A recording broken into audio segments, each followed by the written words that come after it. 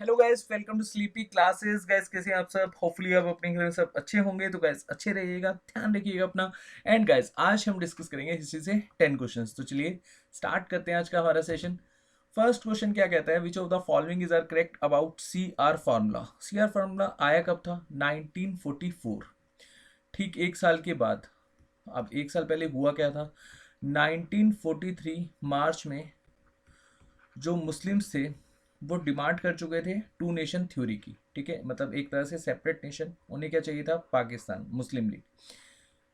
ठीक है, अब चलिए एक बार स्टेटमेंट देख लेते हैं। After the end of the war the entire population of Muslim majority areas in the north west, जो आज का आपका पाकिस्तान है, नॉर्थ ईस्ट इंडिया जो आज का आपका बांग्लादेश है, to decide by a plebiscite. Plebiscite का मतलब होता है वोटिंग के थ्रू, वेदर और not to form a separate sovereign state. अब फर्स्ट स्टेटमेंट मैं आपको एक बार बताता हूँ, एक बार सेकंड देख लेते हैं।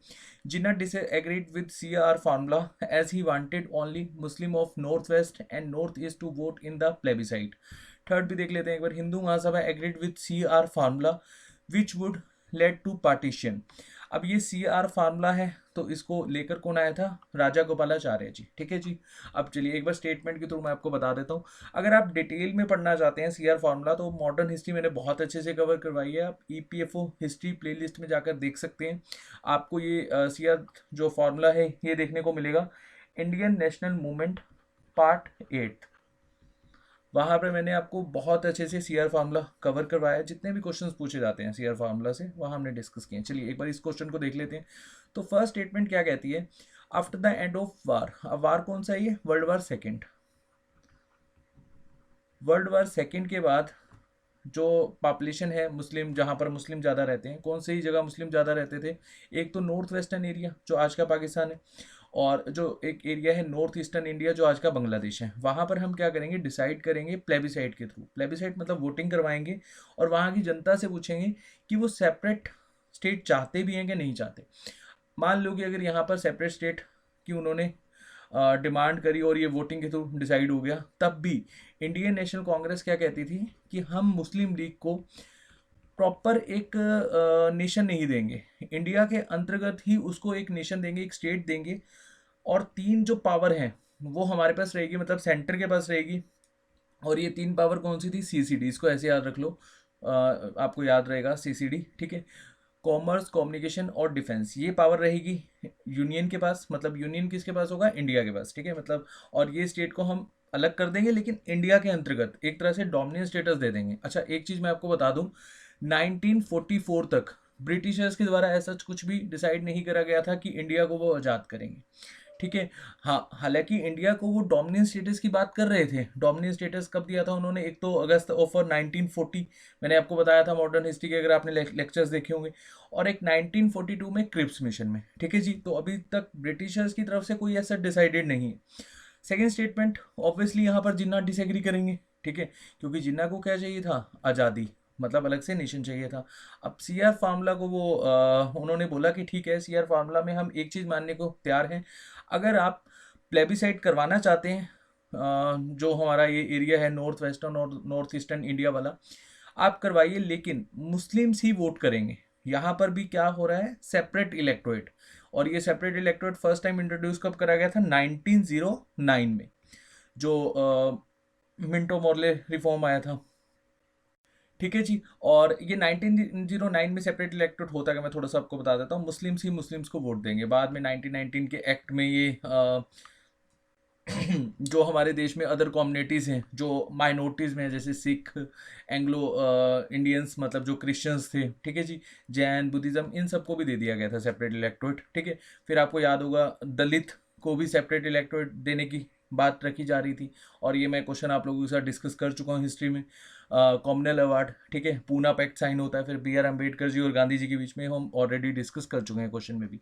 चलिए, और थर्ड स्टेटमेंट एक बार देख लेते हैं। अच्छा सेकंड हम जिन्ना देख रहे थे, जिन्ना डिसएग्री कर जाते हैं। और थर्ड स्टेटमेंट में क्या है? हिंदू महासभा एग्री करती है, सॉरी, एग्री करती है C R Das formula would which would lead to partition. ठीक है जी, क्या ये सही है? देखिए, हिंदू महासभा कभी चाहती ही नहीं थी कि भारत का पार्टीशन हो, तो ये स्टेटमेंट तो आपकी बिल्कुल गलत हो जाएगी। फर्स्ट स्टेटमेंट और सेकंड स्टेटमेंट आपकी बिल्कुल सही होगी, तो ऑप्शन ए आपका यहाँ पर सही हो जाएगा। ठीक है, डिटेल में आप यहाँ पर देख सकते हैं, हमने जो अभी मैंने आपको बताया वही यहाँ पर लिखा हो, देखिए CCD, communication, commerce and defence, इसको ऐसे याद रख लीजिएगा, आपको याद रहेगा। ठीक है, और उसके बाद जब इंग्लैंड ट्रांसफ़र करेगा पावर, अगर उन्होंने चाहा तो टू नेशन थ्योरी, इसको आप डिटेल में पढ़ लेना। बाकी CR दास फार्मूला में जो एक तरह से कांग्रेस चाहती थी वो हुआ नहीं, और मुस्लिम लीग वालों ने उल्टा यहाँ पर डिमांड करी। CR जब फार्मूला गया मुस्लिम लीग के पास, तो मुस्लिम लीग ने बोला ये लेटर हम आपको लिख कर दे रहे हैं, आप हमारी जो टू नेशन थ्योरी है उसको एक्सेप्ट कर लो, तो ये फार्मूला सक्सेस नहीं होता। ठीक है जी, चलिए नेक्स्ट क्वेश्चन देख लेते हैं, ये भी काफ़ी अच्छा क्वेश्चन है। Which of the following is are true about government of India act 1919।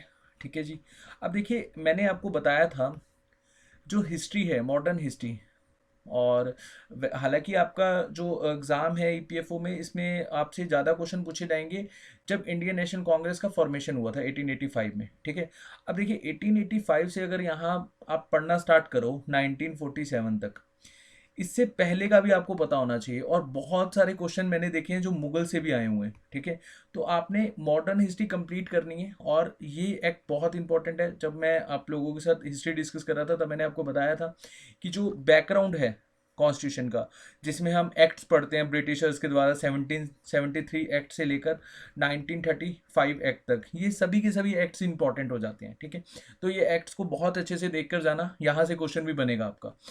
Polity तो आपके सिलेबस में है ही, तो पॉलिटी की पॉइंट ऑफ व्यू से देखिएगा या फिर हिस्ट्री के पॉइंट ऑफ व्यू से, बात एक ही है। चलिए, which of the following is are true about government of India act 1919। एक बार देख लेते हैं स्टेटमेंट में कौन सी सही है। फर्स्ट स्टेटमेंट हमें क्या कहती है, the Indian legislative council at the centre was replaced by the bicameralism legislature. Okay, second statement, dyarchy was introduce at the provincial level, मतलब ये प्रोविंशियल का मतलब होता है स्टेट लेवल। ठीक है जी। थर्ड स्टेटमेंट एक बार देख लेते हैं, the secretary of state for India would now be paid by a British exchequer. ठीक है, अब वीडियो को पॉज कीजिए और मुझे बताइए इनमें से कौन सी स्टेटमेंट गलत है, या फिर तीनों सही है, तीनों गलत है। चलिए, होपफुली अभी तक आपने इसका सही आंसर दिया होगा। सेकंड की तीनों स्टेटमेंट आपकी सही है।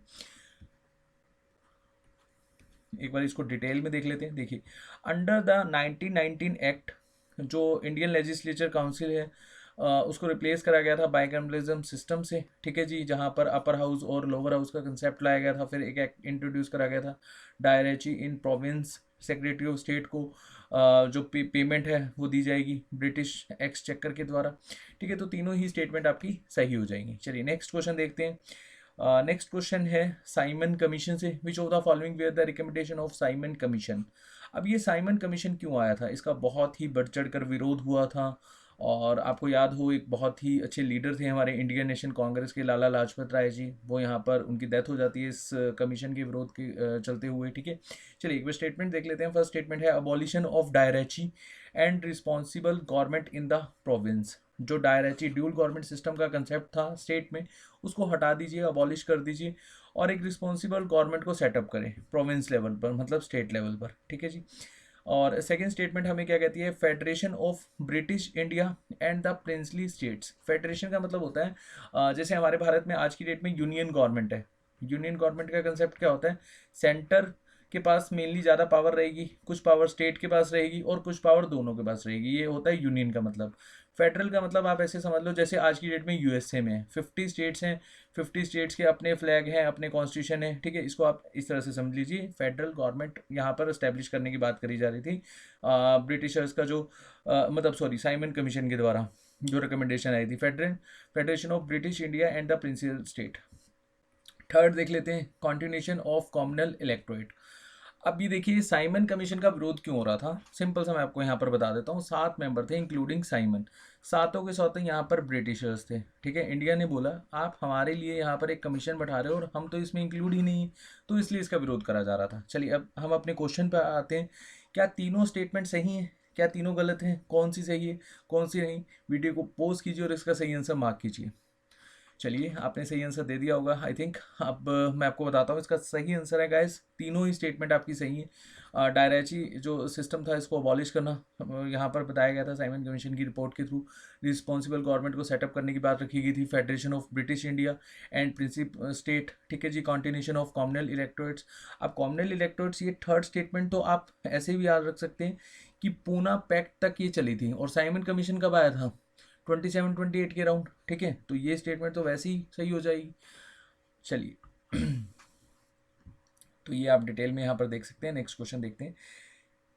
Give the correct sequence of following events by using the codes given below. तो चार हमारे पास एक तरह से इवेंट्स हुए। हंटर रिपोर्ट, अब हंटर रिपोर्ट कब आई थी?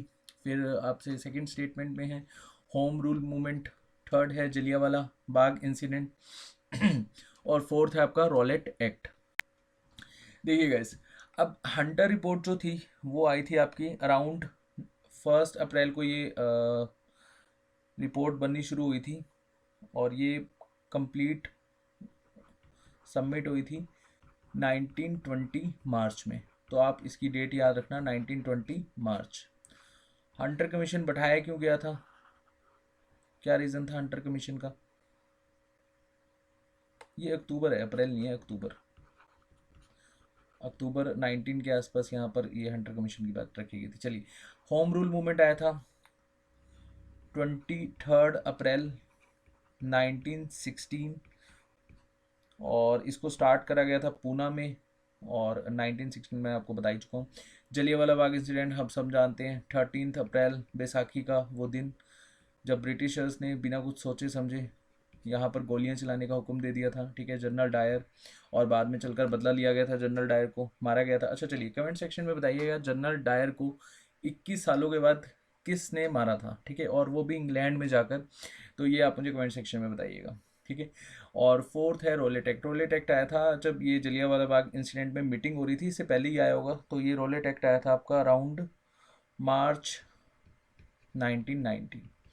तो यहाँ पर सीक्वेंस ऑब्वियसली अब आप समझ गए होंगे। फर्स्ट आएगा, सेकंड, आई थिंक ये ऑप्शन आपका सही हो जाएगा, सेकंड, फोर्थ, थर्ड, वन, ठीक है जी। रोलेट एक्ट क्या था? यहाँ पर ब्रिटिशर्स रेवोल्यूशनरी एक्टिविटीज़ को स्टॉप करना चाहते थे और इन्होंने एक एक्ट पास करा जिसके थ्रू इन्होंने यहाँ ये एक्ट में क्या था कि मान लो कि 4 पर्सन हैं और वो वैसे ही खड़े हैं या फिर ब्रिटिशर्स के अगेंस्ट कुछ भी एक्टिविटी कर रहे हैं, तो ब्रिटिशर्स ने ये एक्ट के थ्रू ऐसा नियम बनाया, जिस भी पर्सन पर ब्रिटिशर्स को शक होगा उसको जेल में डाल दिया जाएगा। ना ही अपील, ना ही दलील, ना ही वकील, 2 साल के लिए उसको जेल में डाला जाएगा, ठीक है। और क्योंकि यहाँ पर बहुत सारे रेवोल्यूशनरी एक्टिविटीज़ होने लगी थी ब्रिटिशर्स के अंगेंस्ट। उसके बाद जलियांवाला बाग जो इंसिडेंट हुआ था वो इसी के ही अंगेंस्ट में जाकर लोग खड़े हो गए थे कि ये तो हमारे ऊपर बहुत ही ज्यादती कर रहे हैं, ठीक है। Home rule movement Annie Besant ji लेकर आए थे 16 में, ठीक है, ये तो बहुत ही फेमस है। हंटर रिपोर्ट बेसिकली जो जलियांवाला बाग इंसिडेंट हुआ था उसके ऊपर ही हंटर रिपोर्ट लाई गई थी, ठीक है। तो ये सीक्वेंस में अब आपको इजी होगा लगाना। चलिए एक बार यहाँ पर आप देख लेना डिटेल में बहुत अच्छे से, यहाँ मैंने लिखा हुआ है। उसके बाद फिफ्थ क्वेश्चन देख लेते हैं, ये भी काफ़ी अच्छा क्वेश्चन है। म्यूटिनी ऑफ 1857, 1857 का जो रिवोल्ट था, क्रांति थी, उसको किस पर्सन ने डिस्क्राइब किया as a first Indian war of independence, ठीक है। तो बताइए इन पांचों में से कौन सा सही है? बाल गंगाधर तिलक जी, बी है सुभाष चंद्र बोस, सी है भगत सिंह जी, डी है वीर सावरकर। वीडियो को पॉज कीजिए और इसका सही आंसर मार्क कीजिए। गाइस इसका सही आंसर है वीर सावरकर। इनकी बुक भी है और डेफिनेटली आपको ये क्वेश्चन आता होगा। 1857 का जो रिवोल्ट हुआ था इसको भारत की तरफ से first Indian war of independence माना गया था वी आर सावरकर जी के द्वारा। चलिए यहाँ पर डिटेल इंफॉर्मेशन आप देख लेना। नेक्स्ट क्वेश्चन चलते हैं। Who was the French governor of Pondicherry who tried to make the French company as a powerful company? अब देखिए, हमारे भारत में बहुत सारी यूरोपियन कंपनीज आई थी। सबसे पहले आए थे पुर्तगाल, है ना, और फिर अराउंड, चलिए मैं सीक्वेंस में नहीं लिख रहा हूँ, वैसे आपको बता देता हूँ। Portuguese, Britishers, France, Danish, Dutch, ठीक है, ये कंपनीज हमारे भारत में आई थी और हर कंपनी चाहती थी कि हमारे इंडिया में वो रूल करे, ठीक है जी। अब यहाँ पर रूल कौन कर पाया था? जो धीरे धीरे अपने आप को स्टैब्लिश कर रहा था और उसने पहले तो इन कंपनीज को कहीं ना कहीं सप्रेस्ड किया, फिर बाद में चलकर उन्होंने इंडियन जो किंग थे उनको सप्रेस्ड करना शुरू करा और वो थे ब्रिटिशर्स। हम जानते हैं ब्रिटिशर्स ने हम पे रूल करा। अब एक टाइम में ऐसा था, फ्रांस और ब्रिटिशर्स एक दूसरे के बिल्कुल आमने सामने खड़े थे, ठीक है। अच्छा आपको मेरे को यहाँ पर बताना है कौन सा पावरफुल जो गवर्नर रहा था फ्रेंच की तरफ से। तो ए ऑप्शन है थॉमस आर्थर कॉम डे लैली, और बी है गॉड्यू, सी है ला बॉर्डोनाइज, डी है जोसेफ फ्रैंकोस डुप्लेक्स। तो इसका सही आंसर है डुप्लेक्स, ठीक है। अच्छा, यहाँ पर आपने मुझे क्या क्वेश्चन में बताना है कमेंट सेक्शन में।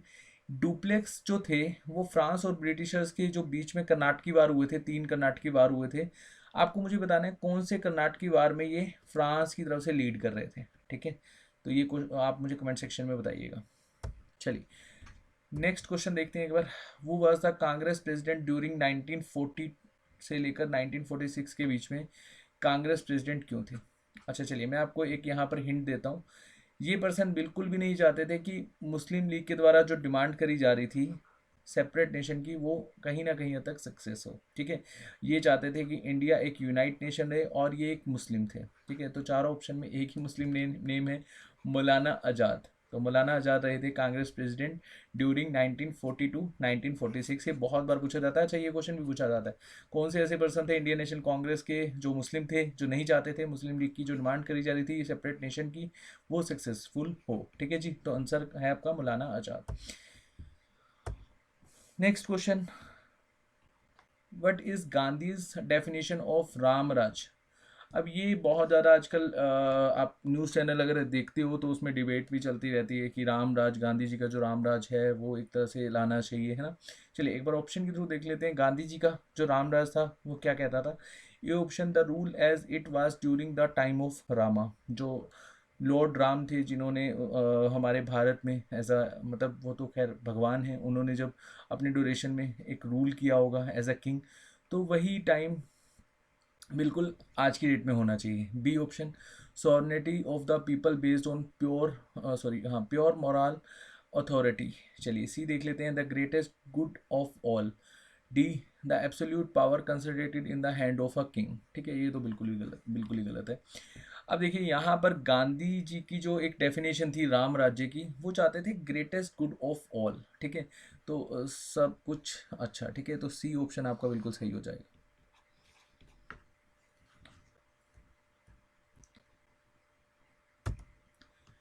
नाइन्थ क्वेश्चन है, who were the axis power in world war.